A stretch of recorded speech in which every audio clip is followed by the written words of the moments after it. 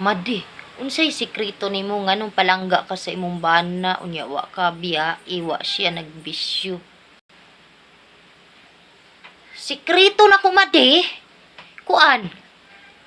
Kanang yak-ani mo pirme iyang naong. Unya kanang pasolira pong mata pirme. Ay mo na ilahang paborito, di ba? Dapat kabalo ka anang mga kuan, mga unsa na, kabalo ka anang mga idea. Number 1. Na jud ang mga number 1.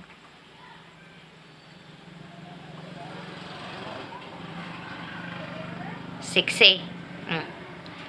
Dugay ko ka huna-huna kay ako pa man naghihuna-hunaon sa number 1 kay di man ang pasunod. Number 1, sexy. Number 2, siyempre gwapa. Number 3, kabalo mangarte, pero ako di man ko kabalo mangarte kay wa mo koy arte. Lagom kay kubugan.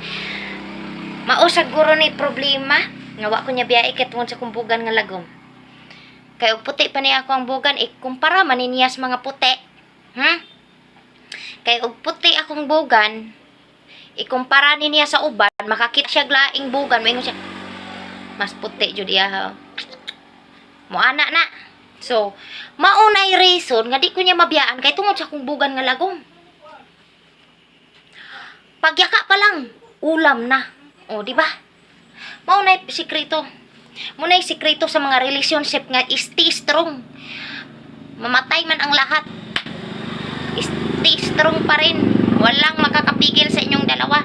Kaya ayun, stay strong kami. Ang ginagawa ko lang, ito sikreto natin to gawin nyo sa partner nyo. Yung panty nyo, labhan nyo, ipainom sa kanya, ilagay sa kape.